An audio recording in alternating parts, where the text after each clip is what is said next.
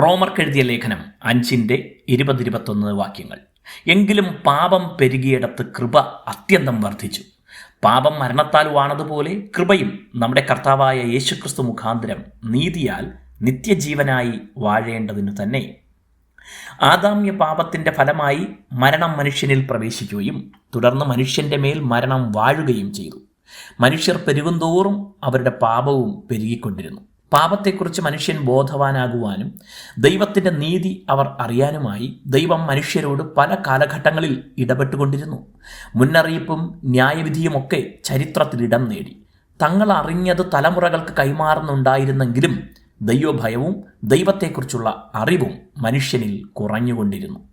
ലോകത്തിൻ്റെ പല ഭാഗങ്ങളിലായി ചിതറി പല ഭാഷകൾ സംസാരിക്കുന്നവർ ദൈവത്തെക്കുറിച്ചുള്ള ശരിയായ അറിവില്ലായ്മ നിമിത്തം തങ്ങളുടെ ബുദ്ധിയും കഴിവും ഉപയോഗിച്ച് ദൈവത്തെക്കുറിച്ച് പല കാഴ്ചപ്പാടുകളും ഉണ്ടാക്കി. എന്നാൽ അതും ദൈവത്തിനെതിരായ പാപമായി പരിണമിച്ചു.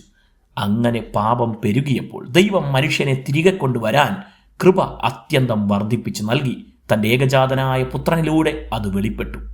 ദൈവം ഇസ്രായേൽ ജനതയിലൂടെ അവർക്കും ലോകത്തിലെ മറ്റ് മനുഷ്യർക്കും പാപത്തിൻ്റെ കാഠിന്യത്തെക്കുറിച്ച് ബോധം വരുത്താനും അതിനുള്ള ശിക്ഷ കഠിനമാണെന്ന് അറിയാനും തങ്ങളുടെ ശക്തി കൊണ്ട് പാപത്തിൽ നിന്ന് അതിൻ്റെ ശിക്ഷയിൽ നിന്ന് രക്ഷ നേടാൻ കഴിയില്ല എന്ന് മനസ്സിലാക്കാൻ ന്യായപ്രമാണം നൽകി.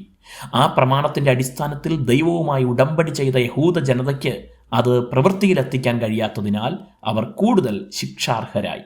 എന്നാൽ യേശുക്രിസ്തു മുഖാന്തരം ദൈവം കൃപ വെളിപ്പെടുത്തിയപ്പോൾ മരണം വാണിടത്ത് ദൈവത്തിൻ്റെ ജീവൻ വെളിപ്പെടുകയും ആ ദൈവകൃപ വിശ്വസിക്കുന്നവരുടെ മേൽ വാഴുകയും ചെയ്തു.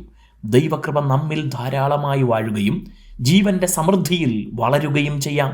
ദൈവം നമ്മെ അനുഗ്രഹിക്കട്ടെ.